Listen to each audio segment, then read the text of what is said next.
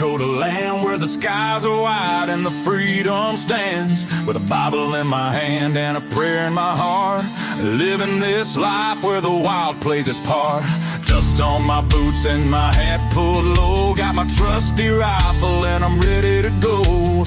Hunting the game as the sun hits the sky in the heart of the 701. I feel so alive. Guns and the 701, that's how we roll. Faith in the good Lord, that's how we hold the line of the legacy that runs through our veins in this wild, wild land where the spirit remains. We're living free, living bold, side by side,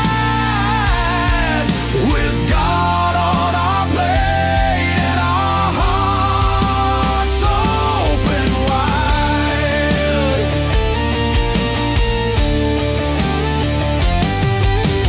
Ranch in the fields, the cattle run free with a purpose so strong, it's our grand legacy. The rivers run deep as we cast out our lines, fish in the waters where the North Star shines. Got the warmth of the sun with the chill of the night. With every shot fired, we're ready to fight for the freedom we cherish. The second is true. With family beside us, we stand through and through. Guns and the 701, that's how we roll. Faith in the good Lord, that's how we hold the line of the legacy that runs through our veins in this wild, wild land where the spirit remains. We're living free, living bold, side by side, with God on our plate and our hearts open wide.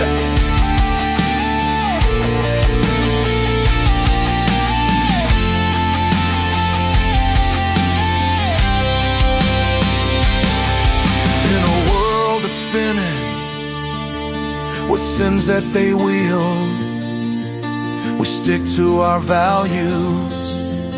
Our fate is revealed with the word as our guide.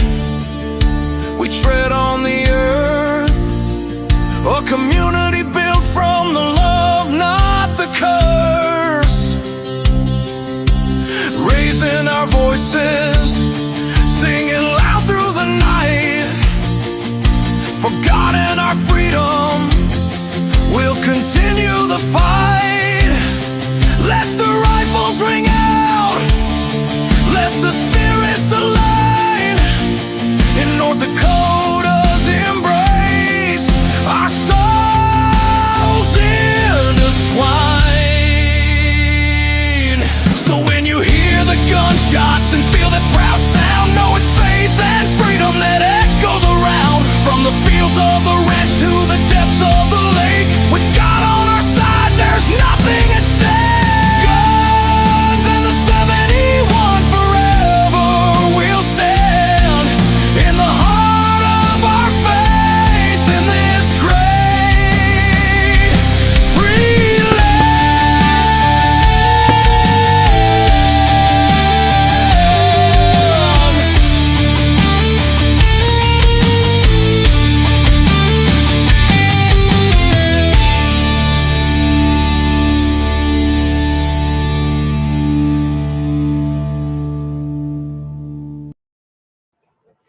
All righty. Good evening, everybody, fellow MVEs. Hey, Dennis. Hey there, One Shot. Lynette.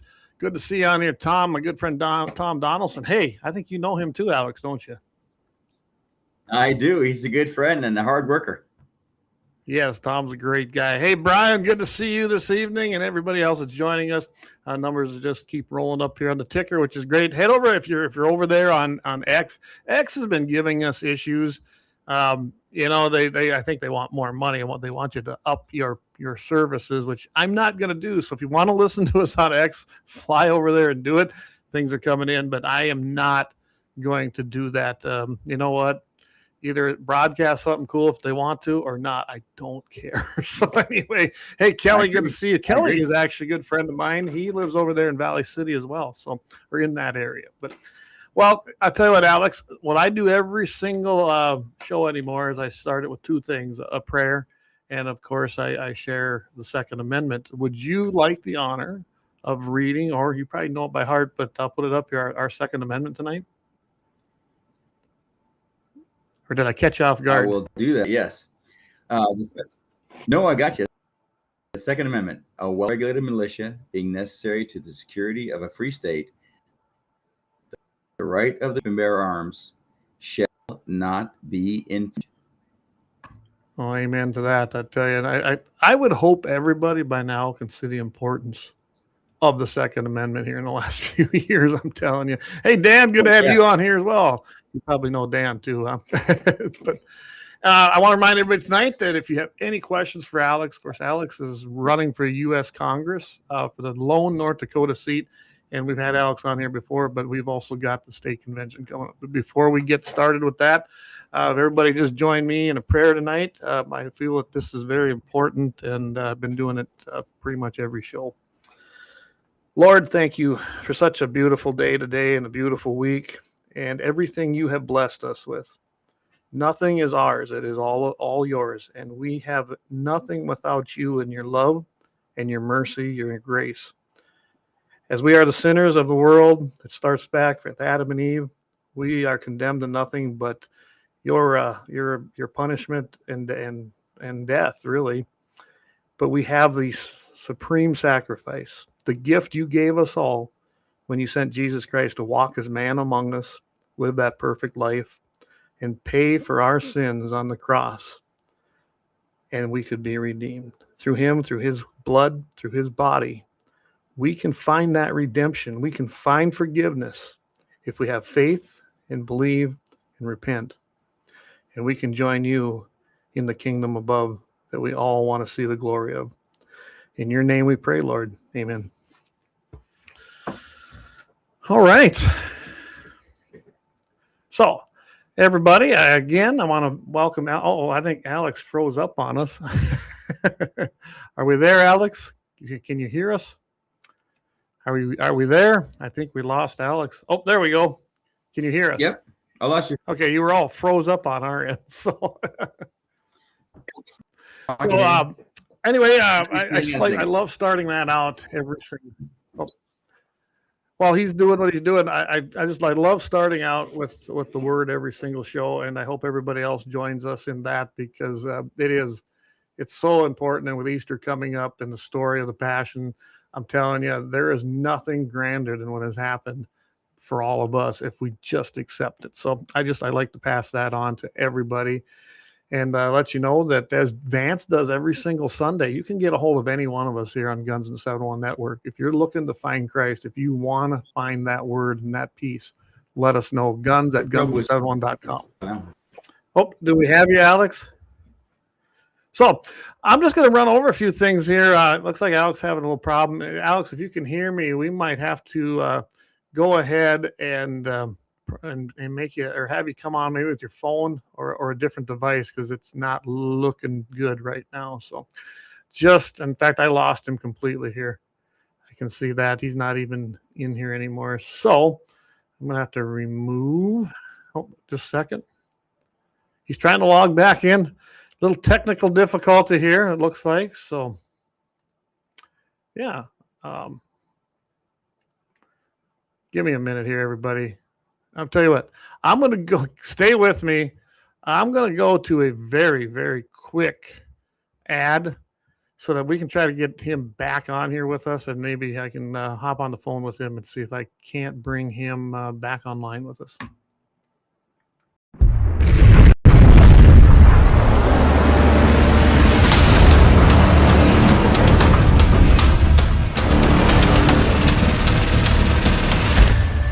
LAUER Auto Repair, located at 309 South Washington Street in Bismarck, North Dakota. Give them a call at 701-258-6308. The team of mechanics at LAUER Auto can take care of any problem your vehicle is having. And when you do business with LAUER, you can be assured you're doing business with a pro Second Amendment America First repair shop. There are plenty of other auto repair shops in the Bismarck-Mandan area. But why take a chance at patronizing a shop that might not have your beliefs at heart? Make no mistake.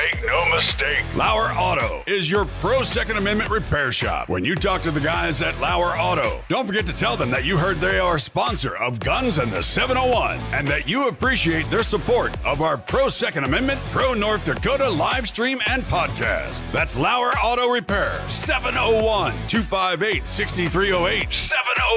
701-258-6308. Located 309 South Washington Street in Bismarck, North Dakota. When you want it done right, go where lemons go. Kalon's Auto Service, owned and operated by Kalon and Misty Foss, lifelong locals with over 25 years experience. From modern rides to classic restorations, they can handle it all. Top quality work, fair price, and honest hometown values. Located just 1 block south of Highway 12 on 6th Avenue West in Lemmon. Kalon's Auto Service, serving you with all your auto repair needs.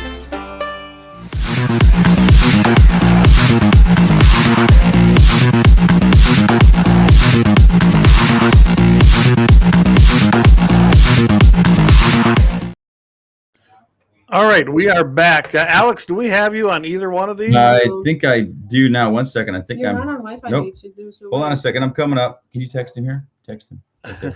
I got my tech person here working with me. Hang on a second. There you go. There you go. Can they hear you? Can you hear me? I can hear you. Yes, I can hear Okay, you. 1 second. I think we're almost there. I got it. We just don't have video, but we can make this work if we need to. USB video. Oh, It's I see one. the circle of death, as I like to keep. That's exactly right. I switched over to my wife's better computer since she's Okay. much better than I am at this, and it should be more clear. Why do we always have trouble? Maybe we're so far north that there's some kind of barrier. I'm not even sure.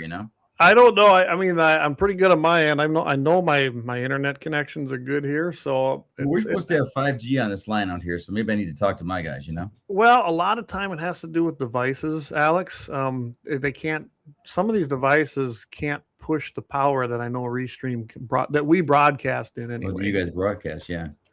And Well, it takes a pretty good. Usually, tablets don't work well, nor do phones, unless they're pretty new. So, but tell you what, we got your voice, so Talking, sure. we can sure go move forward here. One thing I wanted to visit with you about tonight.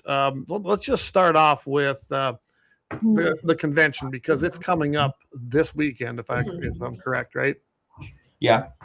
And that's in Minot, March 28th, 29th, this weekend. I know that you're going to be there, right?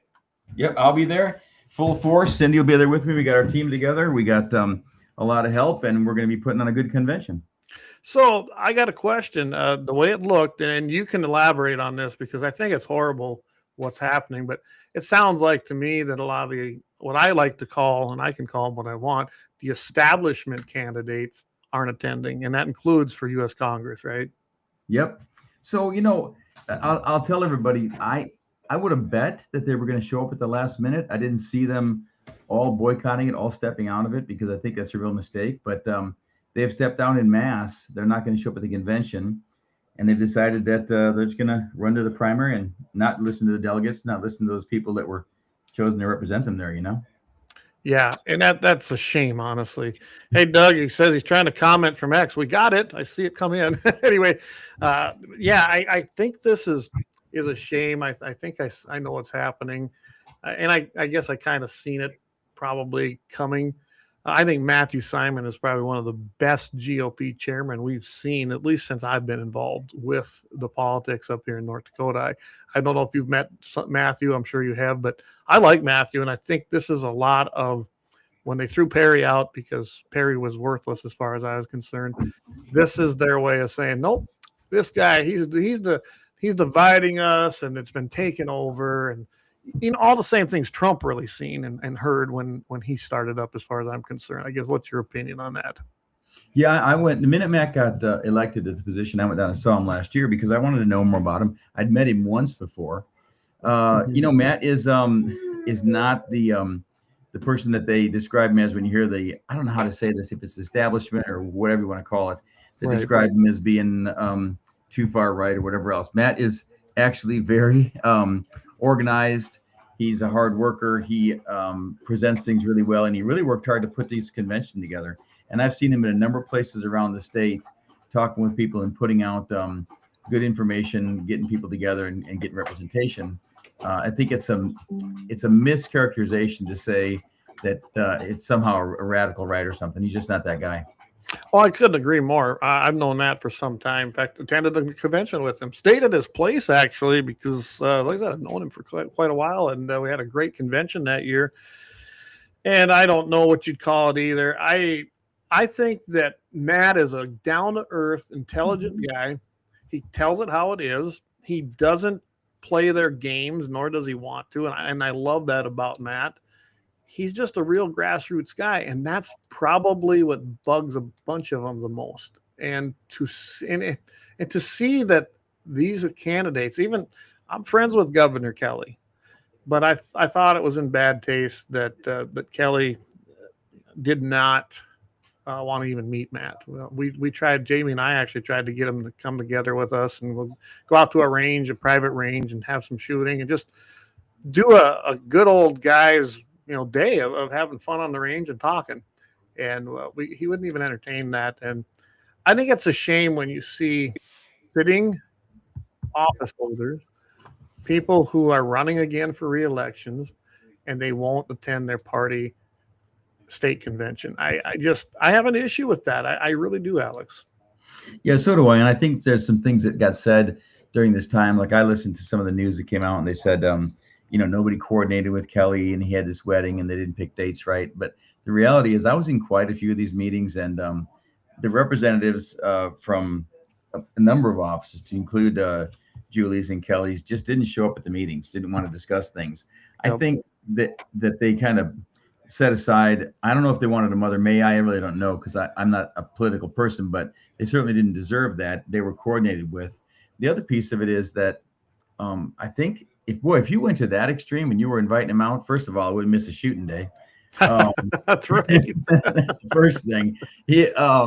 And then the fact that you extended the hand, he really should have taken that. And I really believe that from day one, when he got upset about what they said about his veto, he should have taken it as a governor or as a person should, and say, okay, that's fine, but now we're going to go forward and work together, because that's the way you do it.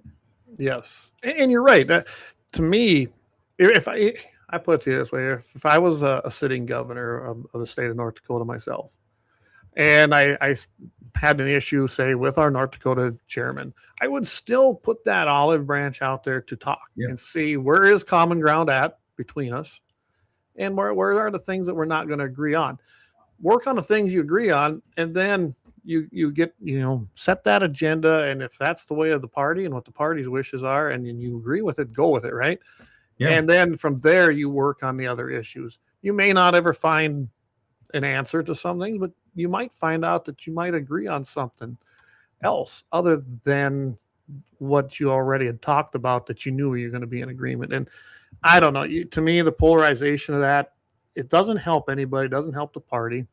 I do think it's a signal as to what a lot of us have been saying, and kind of why I kind of stepped out of that for a while.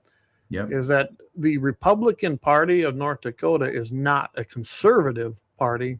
They are a Republican Party full of Democrats. And that's just a plain and simple truth. I know, like, Leon has made that point. I've made that point before, and I've personally seen it. So I think that might be the bigger problem here. Yeah, I think I have to agree that if they got back to their conservative values, if they followed the platform, we'd have a lot of things in common to talk about. Yep. But they've decided to make this a big separating issue. And I don't know that the people, how can I explain this?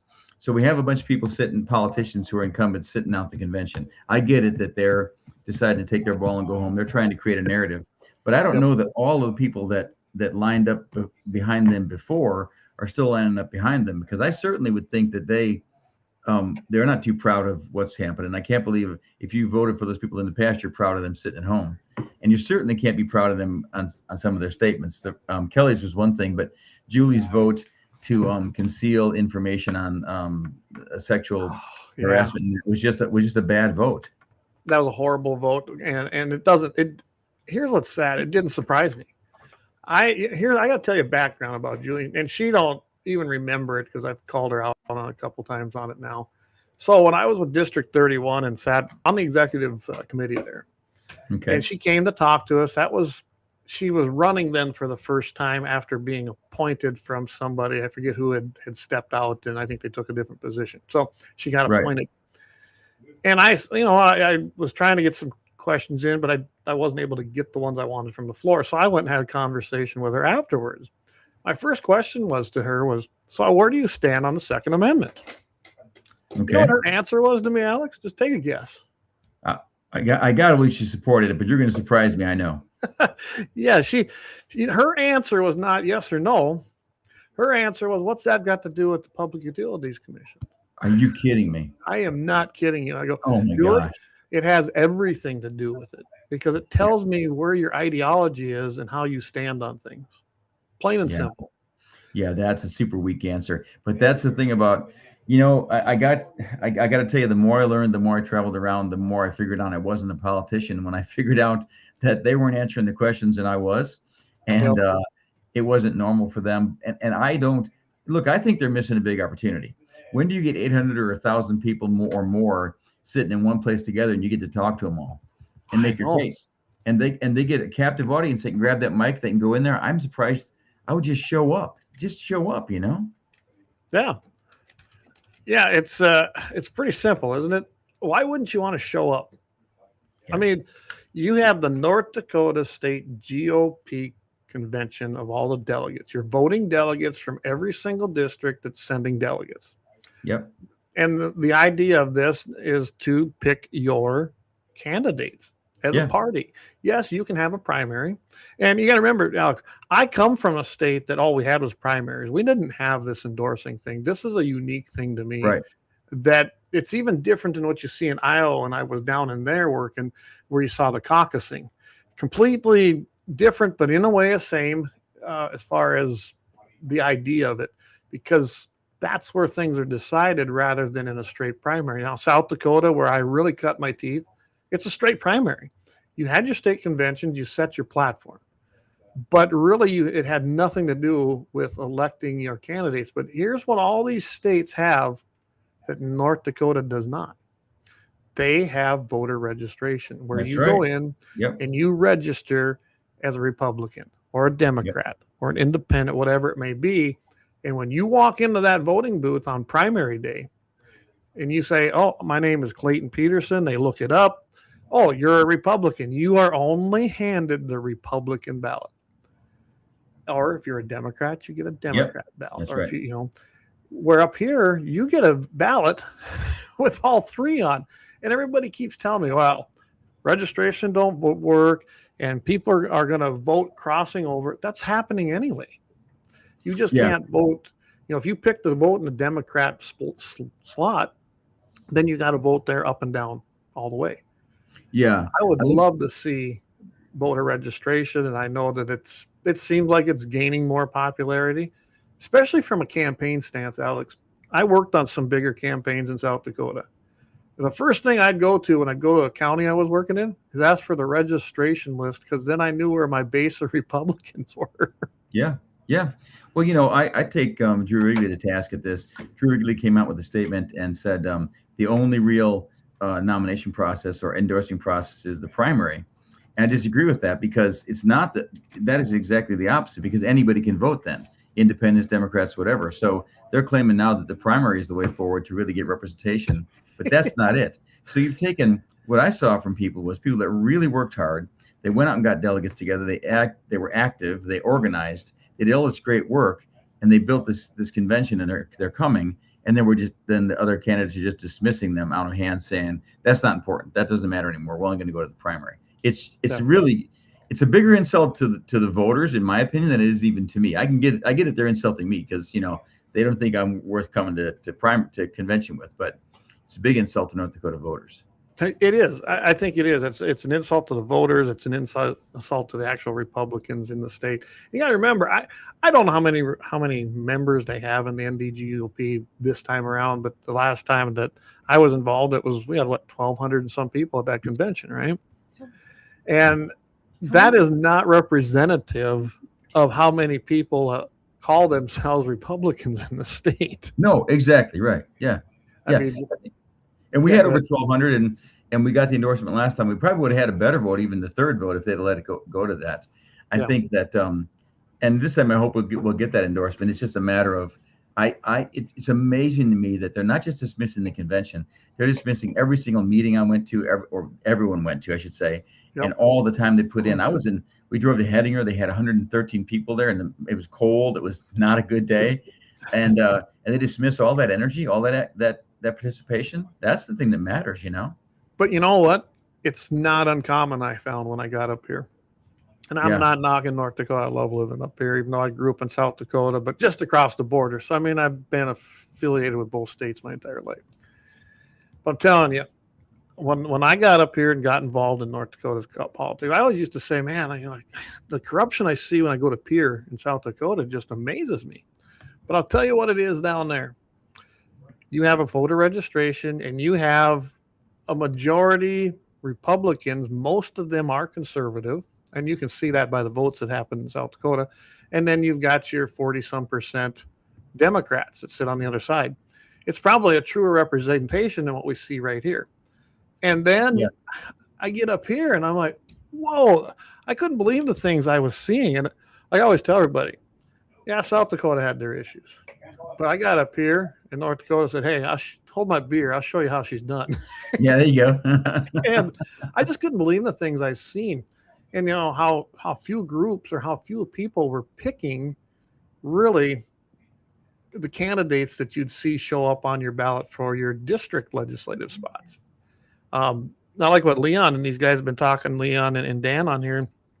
And Leon says, he goes, the big thing is that we all got informed, we got active, and now we're a problem. Yeah, exactly. So, hey, can I comment on that? Because what I understand is over the years when it was majority of, I'm going to call it establishment, even though that's just a term, that was the majority of some of these conventions and meetings and stuff. And the conservative hardcore following the platform was smaller. Mm-hmm. They were happy with going to those meetings. But now that there's a little tiny majority in conservatives going to those meetings, all of a sudden they don't want to play anymore. And they're upset about that. But we had to sit through all those years of being in the minority. And now it's not that way. We still could be talking, but they just decided to go home and not play, They absolutely.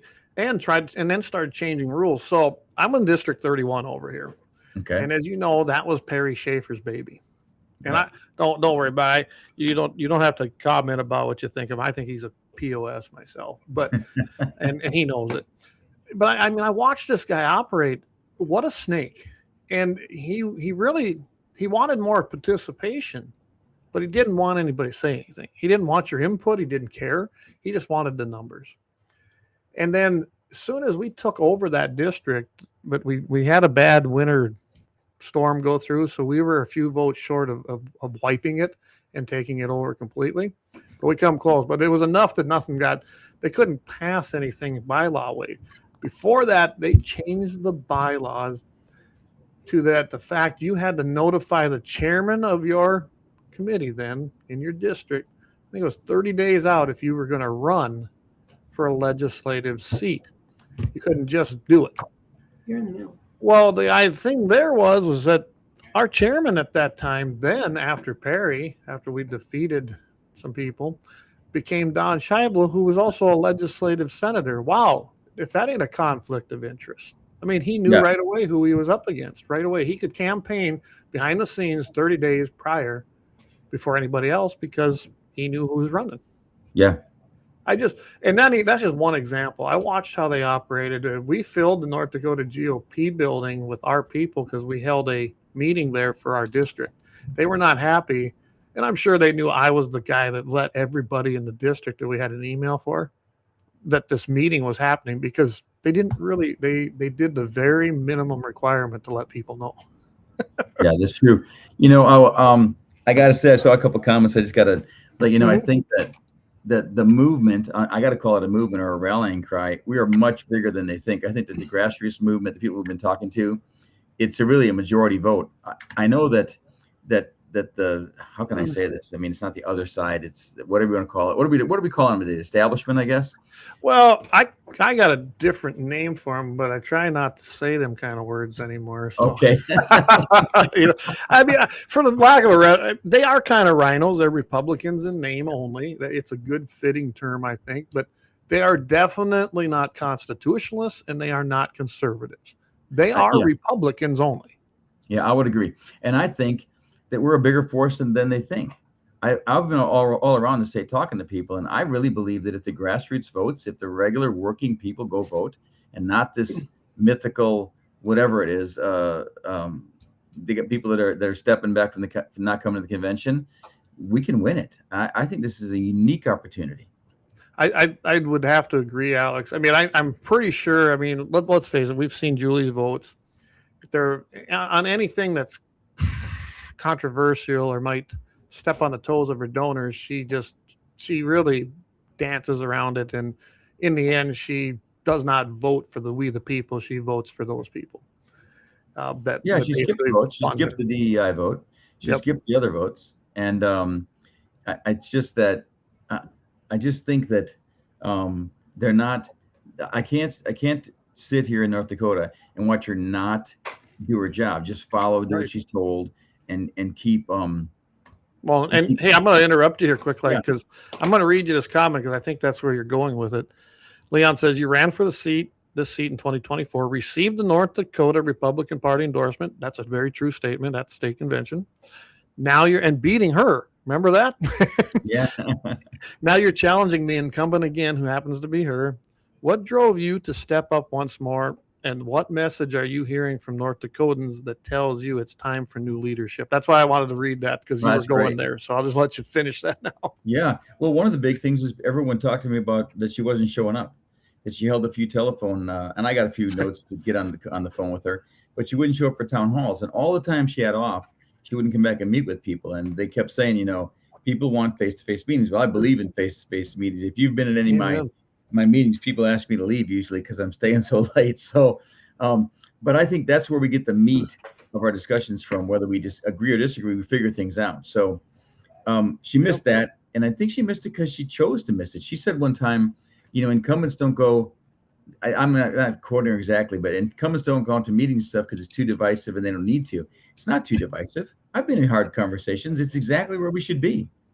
Well, not just that, Alex. She is a representative, the only one from North Dakota for we the people of North Dakota in our U.S. Congress.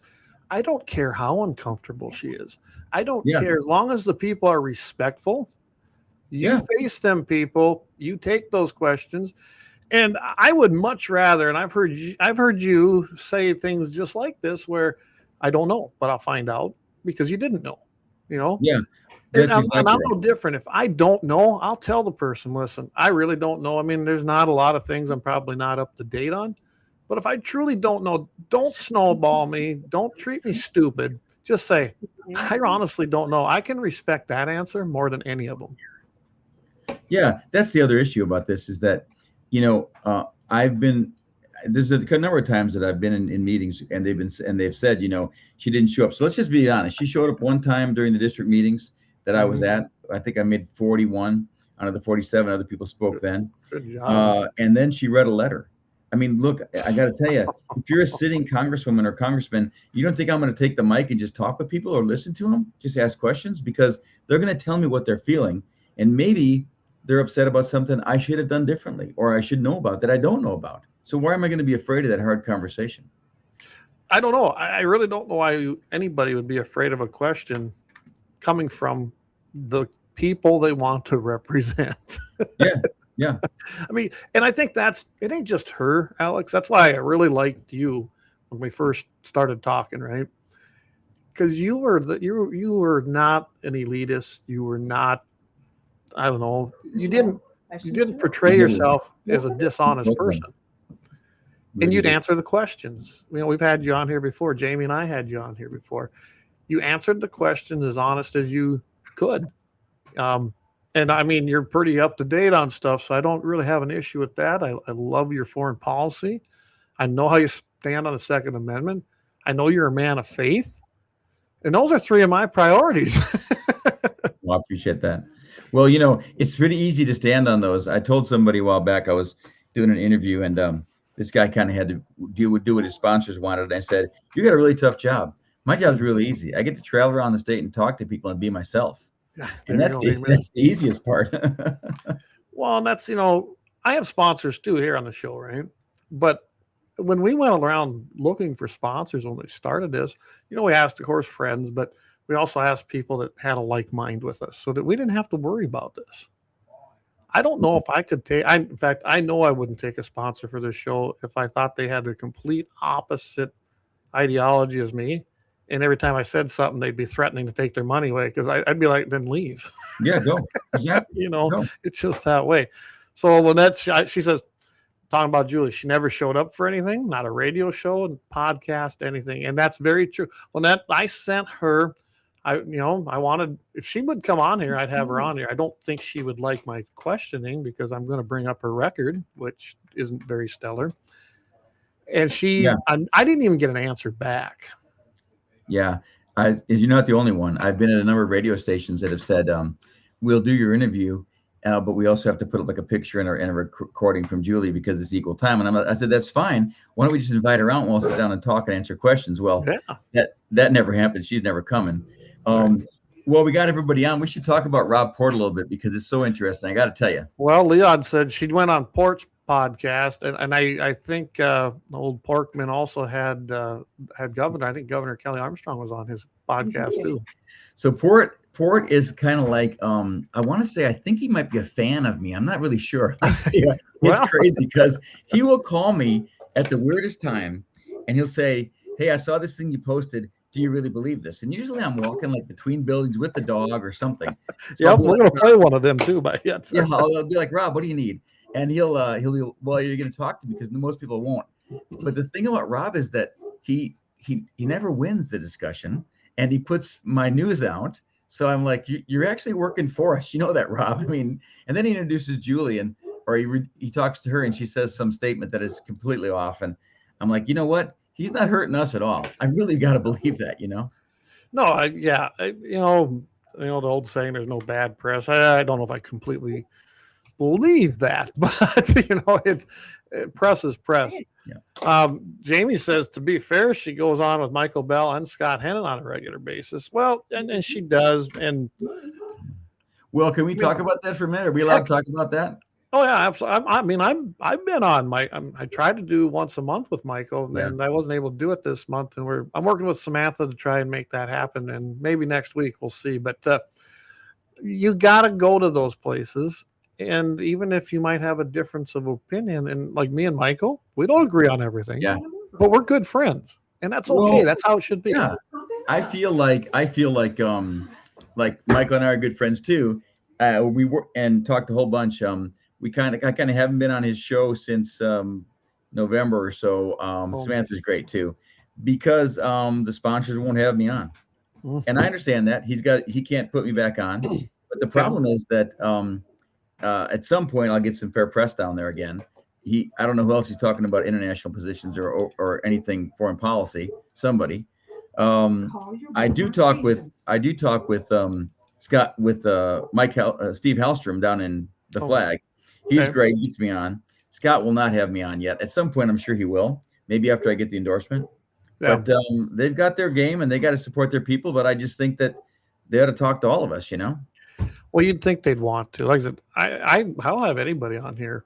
I've invited several people that I have called out on the rug because I'm not afraid. I'm kind of like you, Alex. I have a certain way I believe, and I don't apologize for it. Yeah, and that's why it's easy for me to do this. Because this is what I believe. I don't have to worry about what I'm thinking. I agree. Somebody once told me about a month ago. They said you need to write down these points because you don't want to deviate when you're talking to somebody. I said I don't need to write them down because they're my points. I mean, I'm not going to change when I go from day to day. I think it does amaze me that the energy folks who back Julie do not want to have conversations with me when there's probably I get it that she was PSC. But you're probably not going to find a more pro-energy person. I mean, I was the only one in the last campaign that said build another coal plant.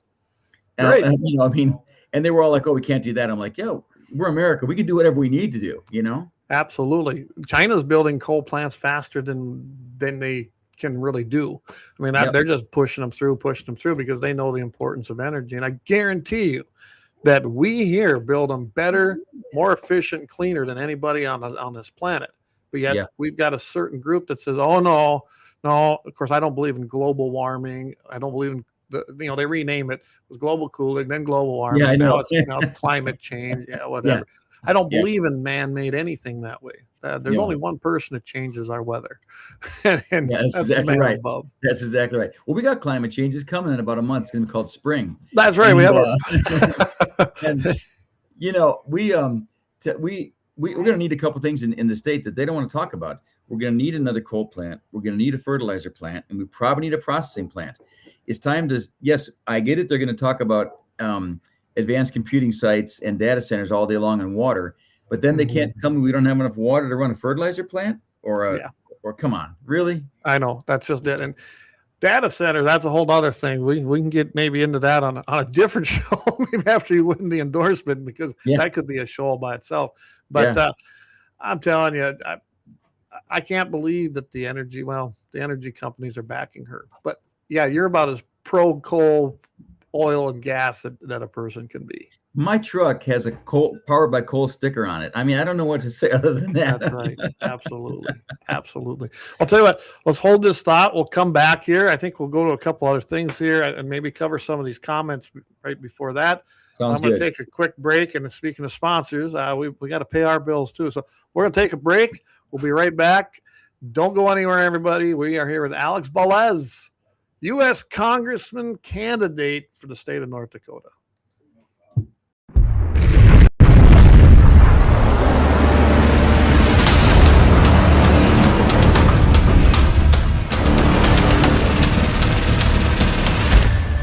LAUER Auto Repair, located at 309 South Washington Street in Bismarck, North Dakota. Give them a call at 701-258-6308. The team of mechanics at LAUER Auto can take care of any problem your vehicle is having. And when you do business with LAUER, you can be assured you're doing business with a pro Second Amendment America First repair shop. There are plenty of other auto repair shops in the Bismarck-Mandan area. But why take a chance at patronizing a shop that might not have your beliefs at heart? Make no mistake. LAUER Auto is your pro Second Amendment repair shop. When you talk to the guys at LAUER Auto, don't forget to tell them that you heard they are a sponsor of Guns and the 701 and that you appreciate their support of our pro Second Amendment, pro North Dakota live stream and podcast. That's LAUER Auto Repair, 701-258-6308. 701-258-6308. Located 309 South Washington Street in Bismarck, North Dakota. When you want it done right, Go where lemons go. Kalon's Auto Service, owned and operated by Kalon and Misty Foss, lifelong locals with over 25 years experience. From modern rides to classic restorations, they can handle it all. Top quality work, fair price, and honest hometown values. Located just one block south of Highway 12 on 6th Avenue West in Lemmon. Kalon's Auto Service, serving you with all your auto repair needs. For the best gun gear for every and any situation, Little Angry Man Arms LLC has you covered. Top-notch guns from top-name brands like Winchester, Glock, Sig Sauer, and Ruger to essential extras from Magpul's, Streamlight, Hollow, Sun Optics, and more. Little Angry Man Arms LLC have everything to make your shooting adventures a success. Visit littleangrymanarms.com today and gear up for your next big hunt, competition, or home defense. Don't miss out on our exclusive deals. Little Angry Man Arms LLC, based in Trail City, South Dakota, your ultimate hunting partner. At Horton LaserCraft, we believe in the power of personalization. Whether it's a cherished memory, a special occasion, or a unique gift, our custom laser engraving brings your vision to life. Our expert craftsmen and state-of-the-art technology ensure every piece is a work of art. From personalized decor to one-of-a-kind keepsakes, Horton LaserCraft makes every moment unforgettable. Horton LaserCraft is owned and operated by a local veteran and his wife located near Thunderhawk, South Dakota. They provide custom laser products at a reasonable price, and their turnaround time is fast and efficient. Custom board cutting, glassware, decanter sets, mugs, assorted stainless steel jewelry, assorted tags, decor, custom acrylic nightlights, and much, much more. Call them up at 605-545-7535. Horton LaserCraft, where memories are engraved.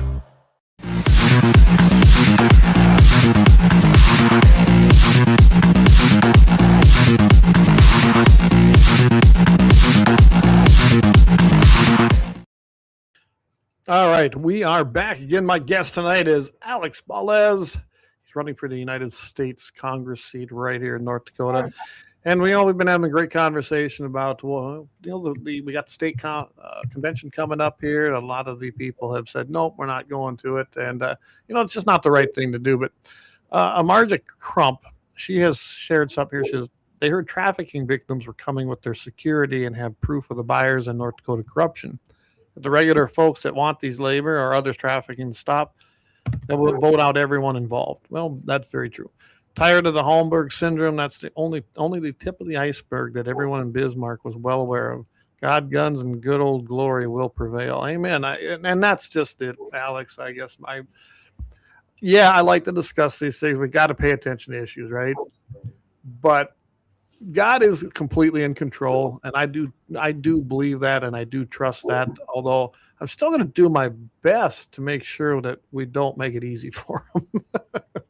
Yeah, exactly. I think that this whole thing has gotten to the point where we have to stand up. I mean, look, this is a hard thing to do. We're going to go to the convention really shortly, and then we got a 60-day run to the primary, and we've got to make sure people keep tracking, and they stay with us and get all the way there to vote, right?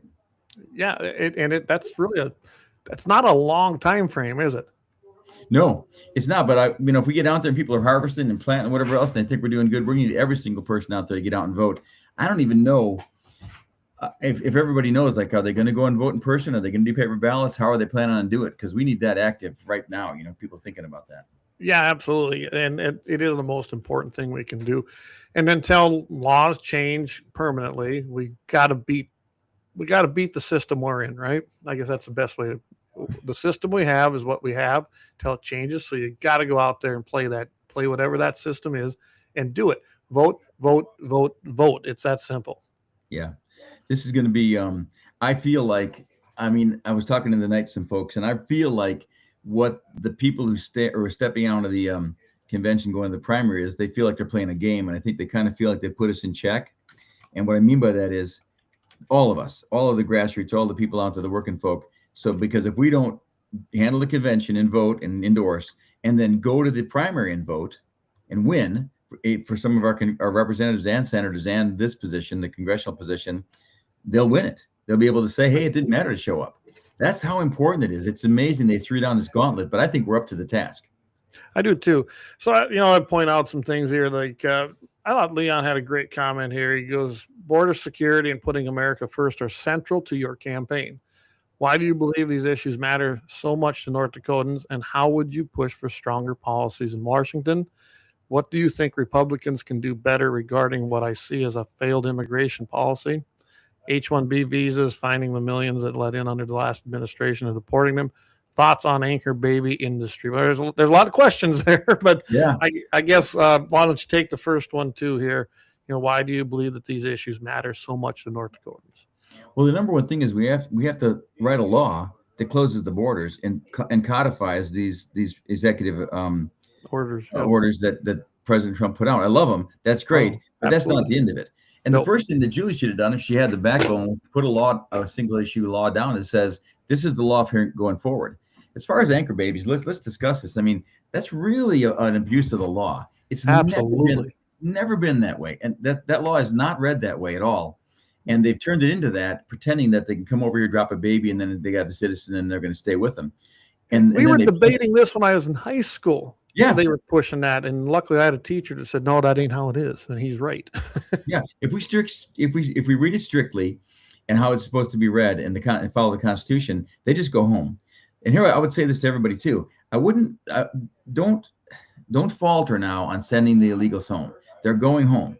They'll either self-deport or we'll arrest them and go home. Maybe we need to put a time limit on it and say, hey, past this date, you're all felons. We're going to arrest you all and send you home. It's worth every single penny it is to send them home as compared to letting them live off our society illegally. 100%. And I've heard a lot of talk on this, but they're wrong. Yeah. And then except we're not going to call them felons. They already are felons because they broke the law. But let's enforce the felony, the punishment, which is to leave. I have no issue deporting them, and I have no issue with the money that we can spend. And I can find the money if we need to find more. I'll tap any welfare program. We'll have enough money. Yeah, absolutely. We're paying them.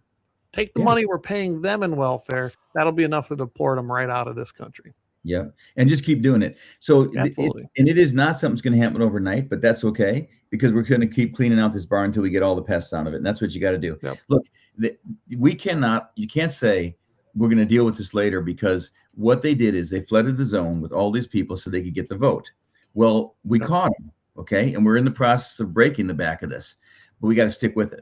Absolutely, yeah. Stay the course on this, and I honestly, no matter what anybody says, as far as how this polls with not just North Dakotans, but United States citizens, they're in support of this with President Trump. I haven't seen anything falter unless you're watching Trump loves to call fake news. I agree. They pretty much say they are not news. They are completely the DNC news wings is what they are. What it is, absolutely. But people are 100% against it. I don't see people out there saying, gosh, I just wish we'd just keep these people in our country. I haven't met one yet. No, this is it's a false sympathy, and they're only doing it for political expediency so that they can get the vote later on. They don't care about these people, and they won't care about them past them getting to and voting illegally when they can every time they get a chance to. So if we strip these people out, we do a number of things for America, but we have to codify it. It's got to be passed, and I want a legislator, I want a representative who writes those bills right now, not when the winds blow and it's nice to write those bills. Right. And that's I've seen Jamie mention that, she's voted 98% of the time with Trump's agenda. I'd have to go look at her Republican or at her voting and see if that's what it is. But she doesn't make the first step. She doesn't bring it to the floor. She don't really do anything. The only thing she'll put her name to or write a bill is if it's something that's really kind of soft and squishy. Well, let's talk about those two things. So let's say that you voted on things that are important for lower taxes and the rest of the stuff, and you're supporting Trump. I get it. And you're making the Republican conservative agenda work in Washington, and maybe that's a good thing for energy. However, let's look at just a couple things. Number one, missing votes. Miss the DEI vote, okay? Yep. Also voted against exposing or revealing the sexual predation. Then voted to take trust lands and do that bill, which is going to take public lands. Those things alone, yes, I know maybe that Burgum wanted them or somebody wanted them back there, but those are not good for North Dakota. That's just simply not good. Well, I agree. They really are not. This idea of taking trust lands, which let's really break it down, especially the school lands. School lands, where there's every single township in the state of North Dakota, South Dakota, same way, has a section of land for the school districts. That's right. Yep. And the idea was they were supposed to help. They were supposed to fund them, really. But those we won't even go down the rabbit hole tonight about the waste in public education. But that was the idea behind it. Sometimes they were sold off. Sometimes they were traded out. But to give them to reservations, within those boundaries, no, I'm not for that. Nope. And I kind of was combing through what they wrote in there. It almost looks like that, I have 2 pieces that I rent 2 quarters of school land. And it's not cheap, everybody, like you think. Right. They're at the rate or above as far as that goes. Yep. But, like I said, it fits in nice to my place, so I'm going to continue to rent them. But, when I read that, they could take the minerals under that land. Yep. And there's nothing I could do about it. And where them 2 pieces are located, we're going to we might play Cowboys and Indians here again. But anyway, because I live in the heart of the res. Yeah. But I'm telling you right now, it looks like to me that I could actually end up then paying them rent, and that's not happening. I do not fall under the jurisdiction of a tribal government. That is right. I'm not a tribal member.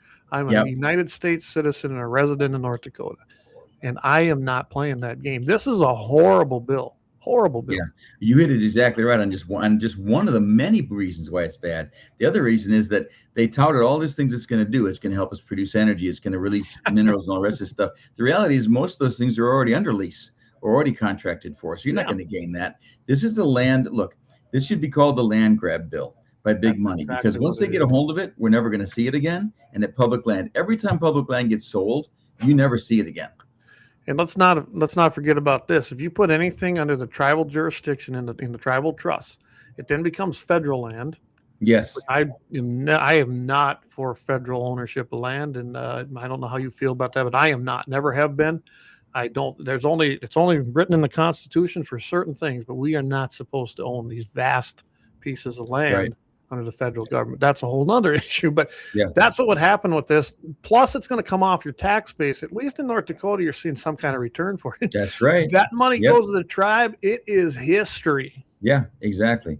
And somebody's going to make profit on it. It's not going to be you and me or the normal farmer or worker. No, yeah, it's going to make it worse for everybody. And then I don't know if anyone knows how it works when you rent tribal land. So let's say school lands, and I use that, and it can be any trust land within the North Dakota Trusts, or well, anywhere, any state, right? It's going to fall under them. They're going to own it because that's what they're doing. Yep. Now, and this is how it works when we go to rent these tribal lands around here. If you're a tribal member, you get what they call, and this is not my term, their term, Indian preference. Mm-hmm. So if they put in there, you're out. If you've been renting that land and doesn't matter, they put That's in, right. they want it, they get it. And That's exactly right. is not how this is supposed to work. It was never Indian land. It's been North Dakota trust land. It was created under the trust lands laws to support the school districts. And don't give me this crap that the reservation we stole your land. Kiss my butt, man. I'm not afraid to say it. We won. You lost. Was it right? No. Were things not done correctly? They weren't. But it doesn't matter. That's over. And I'm not even going to go down the history when they were offered money and they turned it away for several different pieces to basically make reconciliation. It's all bunk. The treaties that they keep talking about, they made their settlements on them, and they don't want to tell people that. Many times they made multiple settlements on it. Yes. Many areas they were paid multiple times for it. So, that's a whole separate argument. That's a whole other thing. but I agree with you on that when somebody cherry picks this and puts this law forward, which I think is a terrible law, and puts it forward while we're in the middle of a conflict, when everybody's looking the other way and there's tons of things going on, and tries to push it through, we're not going to pay attention to it. It's a bad deal. It's just a bad deal all around. Absolutely. So let's get to some of these comments. I'm sorry, everybody. I've been kind of me and Alex can probably do 3 hours pretty easy. But, all right, so I'm going to just jump up here. Dan Hager says, I have a question. Can the people at the convention change the rules to make it so that only Republicans that attend the convention run with the R name? Good question. I don't know. I find it interesting in this state, Alex, that the North Dakota legislature has so much power over the party, and they actually make century code that dictates rules and procedures within the party, because you don't have that in South Dakota. Yep. I do know some people talked about that, that if you didn't go to the convention and you weren't part of it, whatever else, then you wouldn't be able to run under the Republic. So it'd basically be a nomination from the convention. And I don't think we got any traction on that this time around, but it was discussed a lot. It's probably a good policy, actually. Well, Doug commenting, I think it's time for actual conservative representation in North Dakota in the Senate. Very much agree with you, but I don't think there's a Senate race this year. So Tom Donaldson says, good question. You should contact Matt Simon and ask him the question. I don't think it's as simple as it could be. Just kind of rolling through these. I know Alex isn't running for the Senate. I'm just not a fan of the other two right now. He's referring to Hoven and Kramer. Well, I got to say this. I said to a bunch of people, think about this real hard when people are out there and they vote Julie in for a second term, and then she steps into Hoven's seat or whatever, because that's the next one up. And then she's going to negotiate some international treaties for you. Oh, my lab is asleep here on the rug, and I'd rather have him do it. So that's the bottom line. I agree with you. She should never have the power to negotiate a treaty on behalf of the United States or vote on it. Yeah. You had a great question in fiscal policy, and I think the debt is a real key issue. I think there's three things that bring this down if we do it right. One is you got to get back to single issue bills, because it gets rid of the bloat and you can actually read them. The second is you got to do a zero-based budget review, and you got to balance the budget every single time. And then you have to be willing to stand on it. You got to come back here. Even if you're only one vote, you get to stand on it and say, I'm only going to do this. I'm not going to go beyond that. So pass what you got to pass for the 12 required lines, do it early on, and then come back to the people and say, oh yeah, we forgot to build a submarine. Do you want to do it? Look, people aren't stupid. They're going to do the right thing in America, but you've got to balance it to start with. Absolutely. And we need to get a budget. We got to quit doing continuing resolutions. They should have it on the table around July. Federal workers have to have their budgets into their bosses by July. Yep. Yeah, I got a good buddy he's the head of the Bureau of Rec out there in that Montana, Wyoming, Idaho area. Yeah, he gets frustrated, and I understand it completely. So, let's see. James says Hovind and Kramer support Trump north of 90%. They aren't getting beat. North Dakota isn't going to vote in some cornball like Thomas Massey is what he had a different term for him. But There you go. and I see that Leon brings up the national debt, fiscal discipline, and of course North Dakota farmers and families and communities. And I can tell you right now, as a guy in ag, and I'm sure I'm a minority in this, I do not support the farm bill. I do not support farm subsidies. I take none of them. I won't take none of them. Although I will tell everybody that most of the farm bill is 95% other things that have nothing to do with farming. Other than farming. Yeah, right. A lot of it's part of the food stamp program, or what I call Sure. SNAP now, and all the other programs they've piled into that. And they did that because the farm bill's that third rail that you never want to touch. But I can tell you right now, if you're dependent, as far as I'm concerned, I'm 51 years old, but if you are dependent solely on farm payments to make sure that you stay in business, you're doing it wrong. Yeah. Plain and simple. I do it, I make it, and I take nothing from them. Yeah, there you go. Well, you brought up an important thing about this. I think if one time you just put it on the floor, separate SNAP from ag, put it over in Health and Human Services. Yep. Now they say, well, you can't pass an ag bill or farm bill without SNAP. 10 years from now, they'll be saying, hey, you can't pass a Health and Human Services bill without SNAP.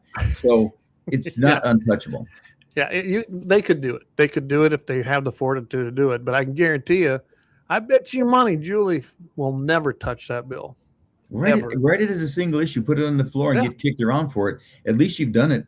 Right? Yeah, I guess, like I said, I'd rather hear you don't know when I ask you a question. I'd rather see you take a vote based on constitutionality and what the people elected you to do. Even if you get defeated, I get so sick and tired of hearing, and this ain't just at Congress, see it in the legislature. I see it at county meetings. Well, I'm not going to bring it up because it get defeated. Then let it get it defeated. Who cares? Right. Let's put these people on record. Well, I've said it before. Look, air it out. Go out there on the Capitol steps. So you're going to have no shortage of microphones in your face. Say your piece. I don't know if you've heard Tim Burchett. He's an expert at it. He's back there in the Senate, and he comes out. He talks about it all the time, and he is really moving things. Yep. So use that pulpit. I wanted to say I've been talking with folks. I'd like some comments from you guys about this, but about starting a disaster relief savings account so that farmers like Health Savings Account on a good year could put a ton of money away with no tax implications and use it when their bin blows over or whatever else, instead of waiting around for the government to hand out or get around to processing a claim. I think that might save some money or put some money back in people's pockets.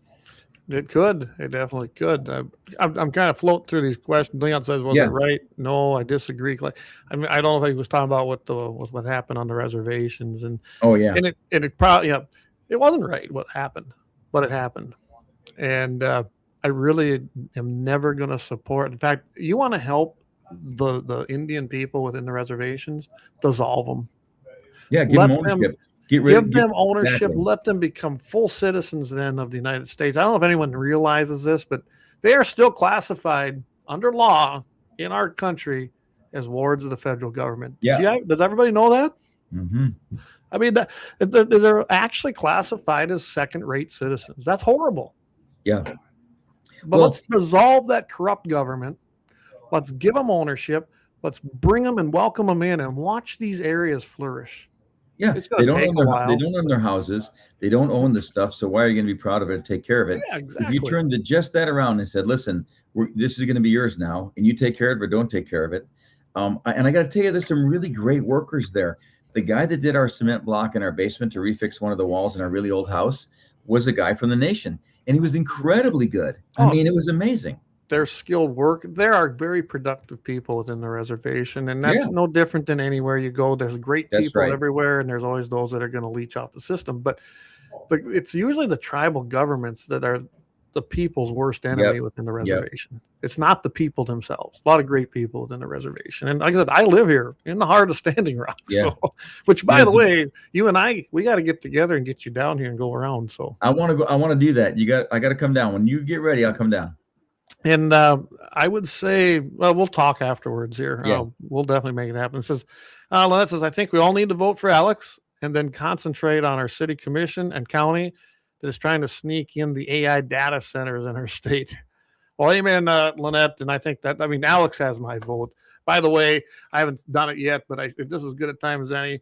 I am officially right here at Guns in the 701 Network. We are officially endorsing Alex Velez for U.S. Congress in North Dakota because I do believe that you are the choice. I know that I'm going to catch grief from people. I don't care. I appreciate that. Thank you, Clay. And I mean, I believe in what you say. I know who you are. I've read all of your stuff.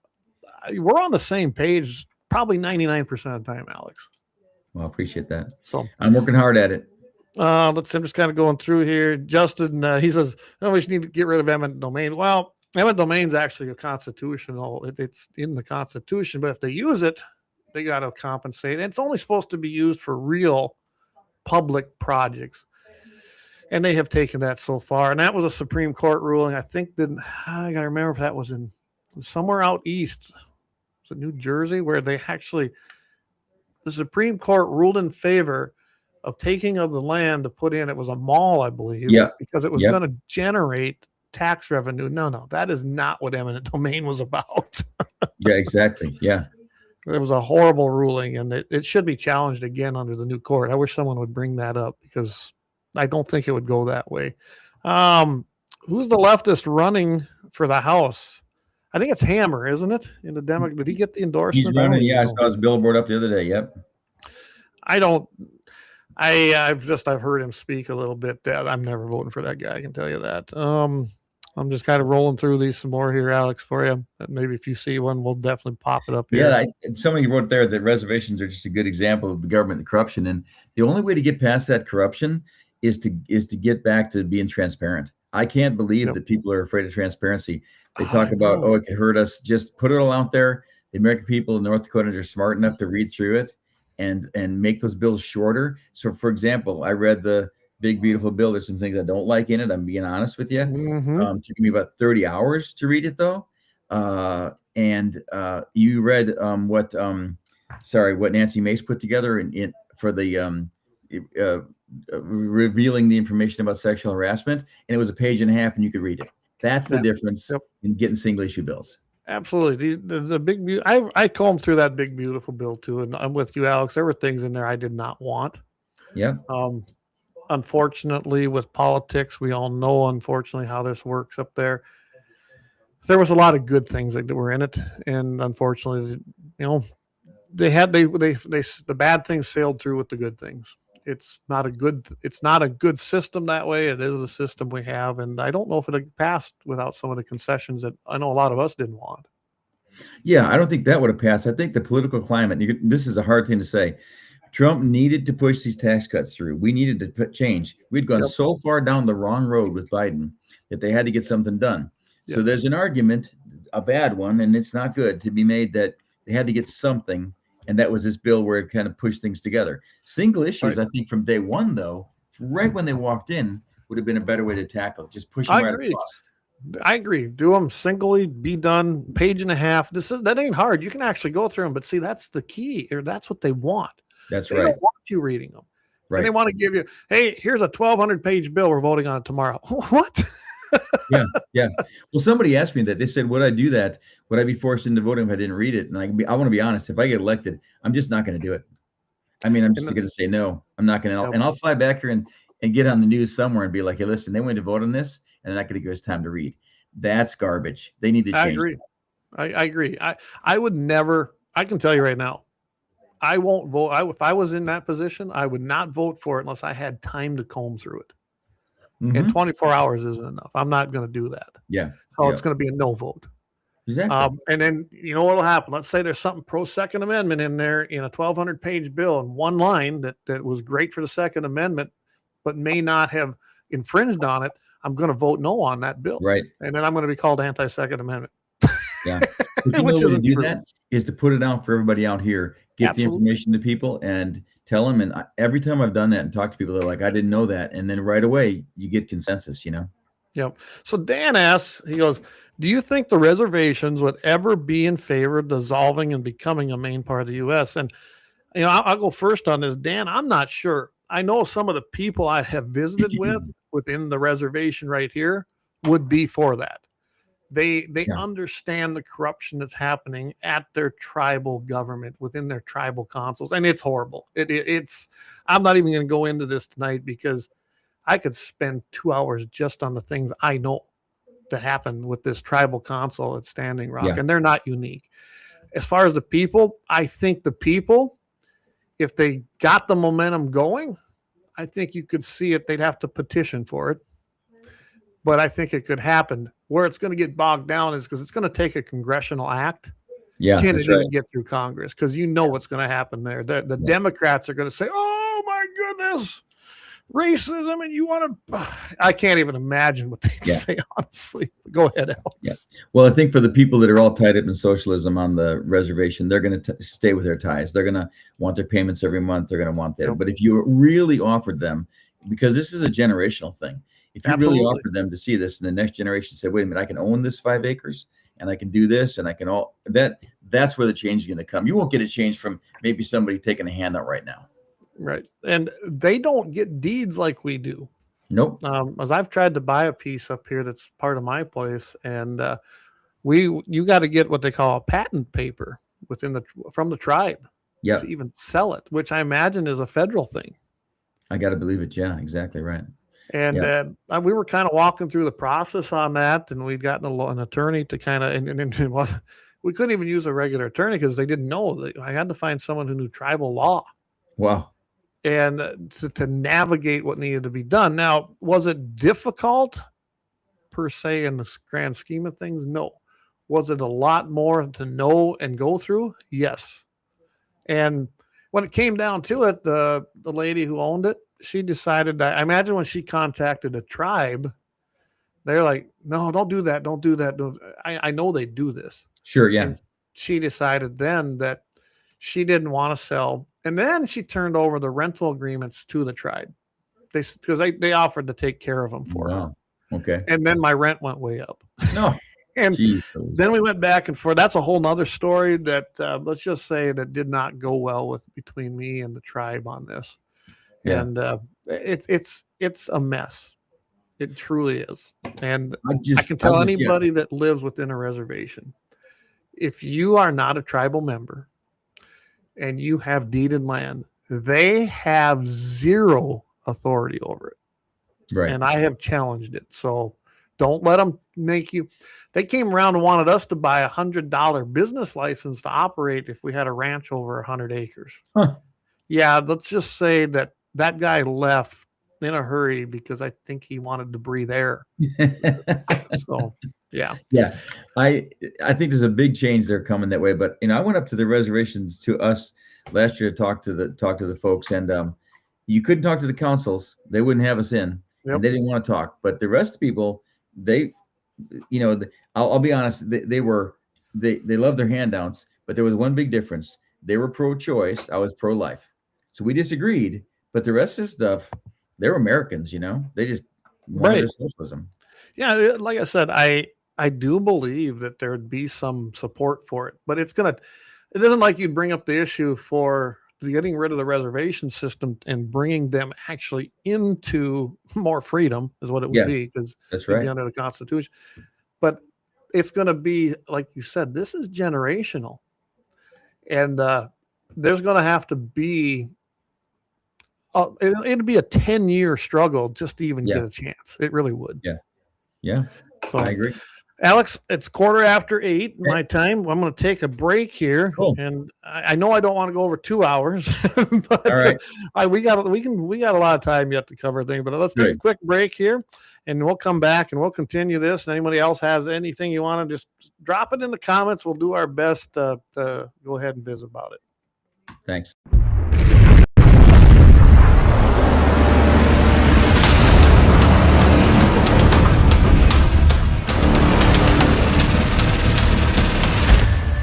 LAUER Auto Repair, located at 309 South Washington Street in Bismarck, North Dakota. Give them a call at 701-258-6308. The team of mechanics at Lauer Auto can take care of any problem your vehicle is having. And when you do business with Lauer, you can be assured you're doing business with a pro Second Amendment America First repair shop. There are plenty of other auto repair shops in the Bismarck, Mandan area. But why take a chance at patronizing a shop that might not have your beliefs at heart? Make no mistake.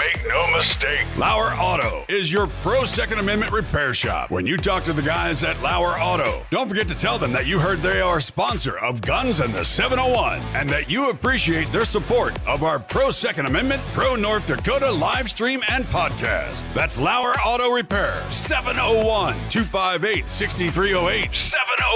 701-258-6308. Located 309 South Washington Street in Bismarck, North Dakota. When you want it done right, Go where lemons go. Kalon's Auto Service, owned and operated by Kalon and Misty Foss, lifelong locals with over 25 years experience. From modern rides to classic restorations, they can handle it all. Top quality work, fair price, and honest hometown values. Located just 1 block south of Highway 12 on 6th Avenue West in Lemmon. Kalon's Auto Service, serving you with all your auto repair needs.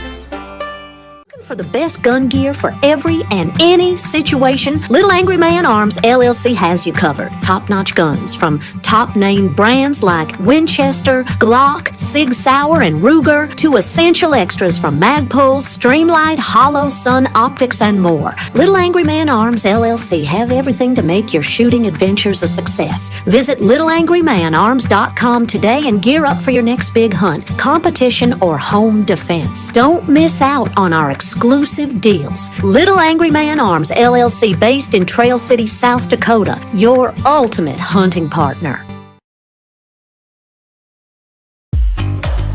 At Horton LaserCraft, we believe in the power of personalization.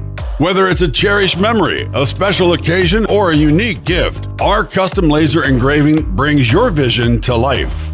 Our expert craftsmen and state-of-the-art technology ensure every piece is a work of art.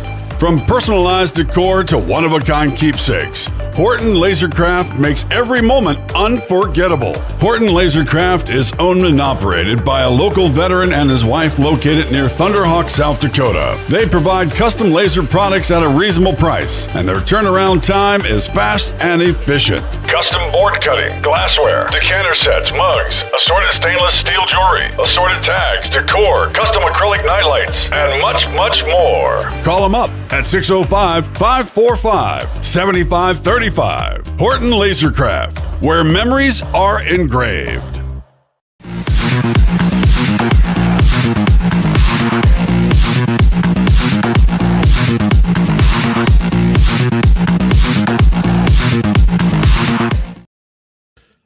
All right, we are back. So, hey, I'm going to put up a picture. Tom suggested it because we don't have Alex's picture up here, but I can't feed it in, unfortunately. I don't know how to do it if we can. But so that you guys can see who Alex is and what he looks like. There he is. We got your one from your yeah, that's my better side. You got my good side.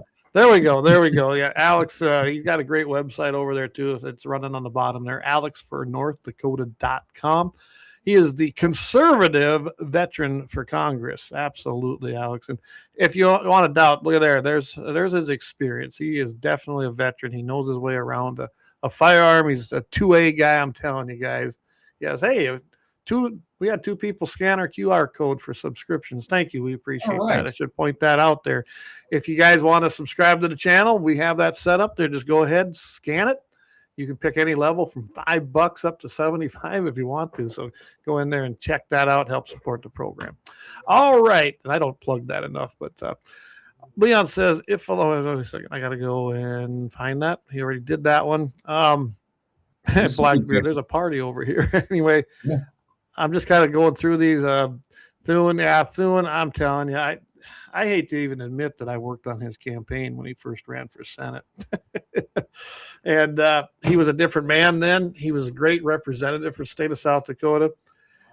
I'm telling you, the Senate changes people, and I don't understand what happens to him. I don't know if it's the power and it just is so attractive. I don't know. I don't understand it, Alex, because I guess I've never been corrupted that way. Well, yeah, I don't understand what make some change. I will tell you that I think one way not to go down that road is not to run for re-election. Yeah, I think you have to go serve and just straight up not run for re-election, because if you're going to go in there and try to get back in office right away from day one, they're going to tell you to do that. You're going to be taking money and trying to do that stuff, and you should be working. So, there was a great question there. What do you do from day one? And I think from day one, there's a couple things that have to happen that support North Dakota. And one is probably going to be some kind of federal legislation, single issue, that says that there's no foreign ownership of land or critical industry, period. I love that. And by the way, Mexico, you can't, if you're a foreigner, you can't own land in Mexico, just so this ain't new. Right. Yep, exactly right. And the other piece, when you start down this road and you say, we're not going to do this, we're not going to allow that, you're going to have to stand on it and then say, we need to support our people. So I talk to veterans every day. The second part of this question is great. I talk to veterans who are 50%, 55%, 60% disabled, and they're waiting 2-3 years for a hearing or 2-3 years for an adjudication.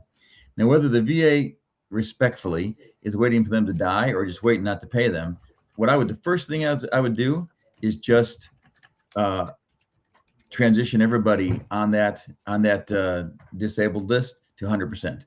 Let me tell you what's going to happen, guys. You're going to raise somebody's pay from like $1,000 to $1,500 or $1,500 to $2,000, and those vets are going to take that money and put it right back in. But you're also going to stop the backlog in the VA and start serving people. So I just feel like it's got to stop. You've got to stop the madness somewhere and stop telling people here's a line, a number to wait in line, and a granola bar, and we'll talk to you whenever we get around to it. Yeah, it's ridiculous. You guys as veterans, you signed a blank check payable with your life without any questions. Yep. You just did it. And if we can't take care of our veterans, shame on the United States. And I do feel that. And maybe I'm biased because my family's been, I think this was the last conflict I guess we had in would have been the first Iraq war. And then no one's been in since in our family. But up till that point, someone in our family served in the military in every single war since World War I. So, I have a special place in my heart for veterans. There's no doubt about that. So he goes, just wondering, Ryan says, just wondering what percentage of taxes goes to the shutdown parts of the government, trying to figure out how much I need to withhold from my payment next month. I love it. That's a whole nother subject. Says here, I guarantee one thing, Julie can't beat Alex's elk summer sausage on her best day. The man has that stuff absolutely dialed in. That's from Jamie. Awesome. I gotta bring you some out when I see you, Clay. Oh, awesome. I'd be perfect. Tell you what, we'll do a trade. I'll send you some homegrown beef and you can bring me some sausage. Okay. Yeah, good deal. And we got if you're a rancher, you probably should have a freezer full of beef. If you don't, I don't know why.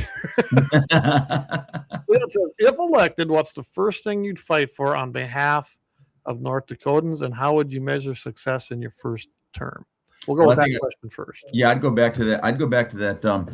A single issue bill saying no ownership of foreign land, no foreign ownership of land or interest. And I'll tell you, or ag land especially.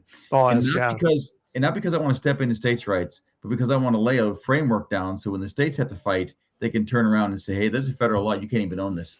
And not only that, we're taking it back. Like, look at Sarah Huckabee, what she's doing. She's taking back land and she's made it illegal. So I'd like to see that happen, because before we lose any more, and then if you want to buy it for somebody else, if you want to do a proxy for somebody in China or whatever, you're going to have to register as a foreign agent or as an agent of a foreign government to sell that, to buy the land. So we know what you're doing with it before you hide it from it. Oh, absolutely. I support that 100%, Alex. Yeah. And I got to tell you, success is going to be measured on how much you push forward. Because I don't know if all this will make it through. They might just beat me down. But you know what? Those topics have to come up, and you got to get them out there for people to talk about. Well, just bringing them up. Like I said, bring them up, put them out there, and let people take a stand and be on record. That's the problem. These people they want to hide behind, it got stuck in committee, or we couldn't pass it, so we never brought it. BS.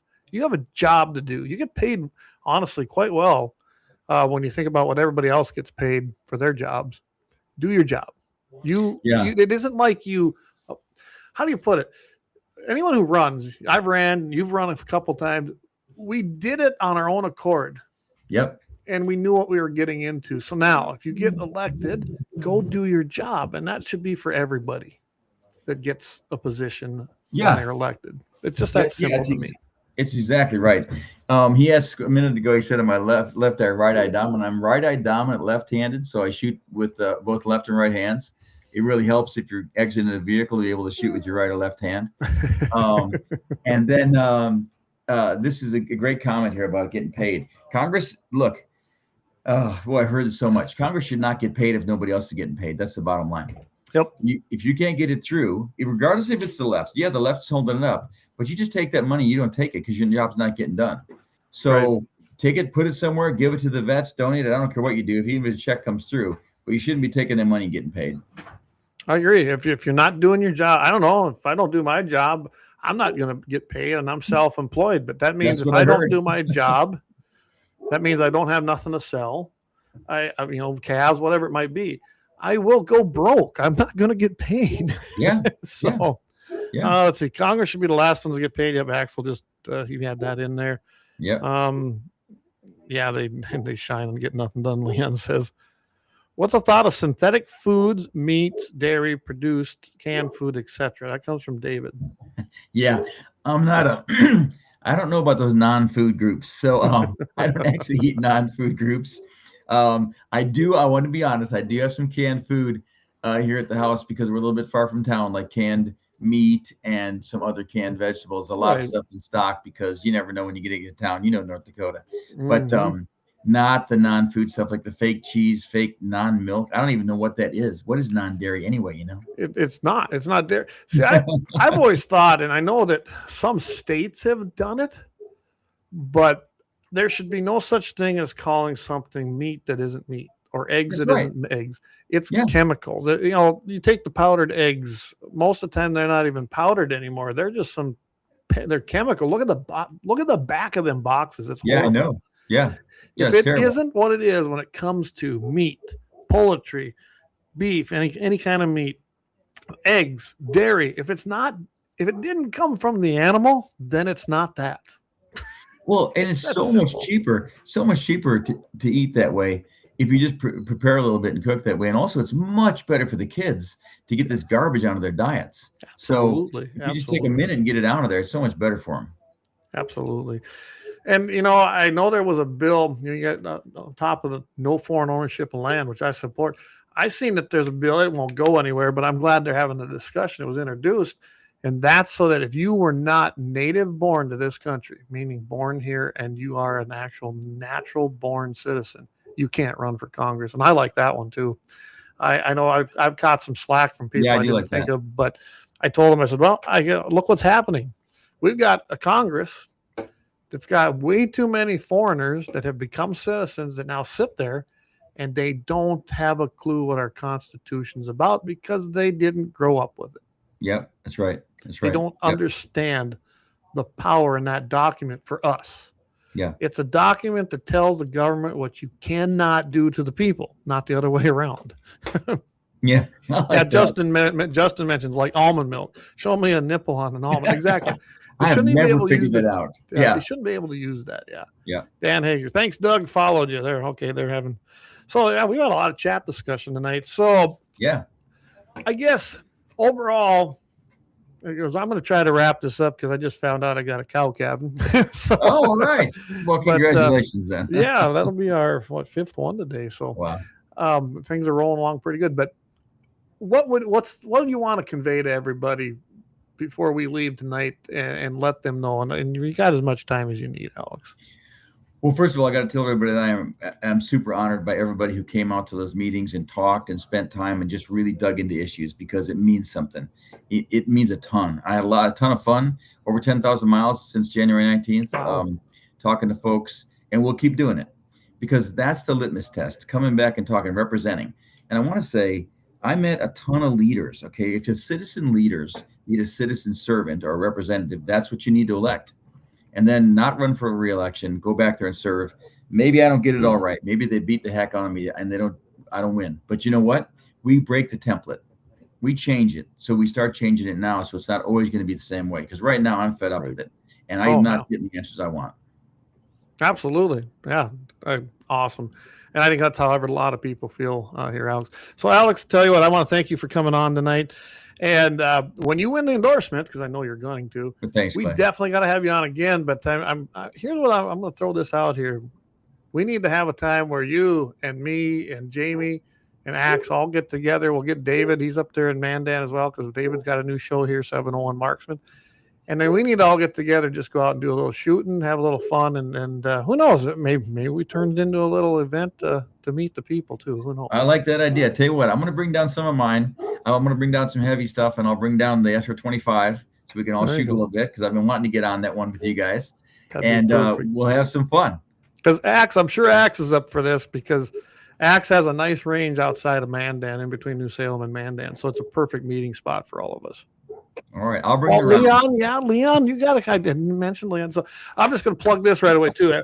So we have great shows coming up tomorrow. I will be on KFY hour 5:50 a.m. with Todd Mitchell in the morning, 7:15 a.m., 8:15 in the Central Time Zone, with some great topics. Second Amendment. We'll really hammer some of the Second Amendment. Can you believe this, everybody? Illinois now they want to increase the fees for anybody that has a FOID card. It's just crazy, insane stuff. We'll talk a little bit about that. Of course, it's a crazy state. Friday night, Leon Francis with Blackbeard Logic. I'm telling you, you don't want to miss that. I know we made some clips here to put them out, and people love those on all of our platforms. So playing around with some of the new features of Restream. So check that out. He comes on air at 5 p.m. Mountain, 6 p.m. Central. Sunday, 7 o'clock in the morning, 8 o'clock in the Central Time Zone. You have Vance Bishop. He joins you with the Sportsman Sunday devotion. He has a great devotion, and then gets into hunting and fishing. And then, of course, my new announcement is starting April 7th, I'm going to be moving to Tuesday nights. I've gotten involved with a youth group here with the church, and that happens to be on Wednesday nights. And I've been doing it here all through Lent, because we've been going to services on Wednesday night and then doing the youth group. And I moved things to Thursday, but I'm going to move it to Tuesday. I talked to Jamie. Jamie's going to, I believe, take the Wednesday spot then with 701 Nation. Like I said, we're still great friends, everybody. So happy we could do that. So starting April 7th, and I'll be plugging this till then, I'll be coming on Tuesday nights at 7 p.m. Mountain Standard, 8 in the Central. So that's our kind of our lineup. And then David Fetting has 701 Marksman. You want to check that out. There'll be announcements when he comes on. He's going to try to do this at least once a month, maybe a little more. He had a great first episode, and you're going to want to tune in and check all them out. Hit gunsandthe701.com, gunsandthe701.com, and you can find everything about us. Hit that subscribe button. We got a little merchandise there. We keep growing, so I appreciate it. And Alex, again, thank you for coming on. Thanks, Clay.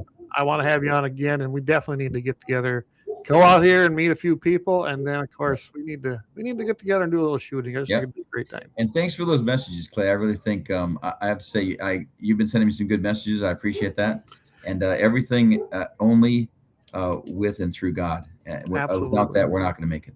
Yeah, absolutely. And I started after Charlie Kirk got killed, and I heard that he got murdered. It wasn't killed; he was murdered.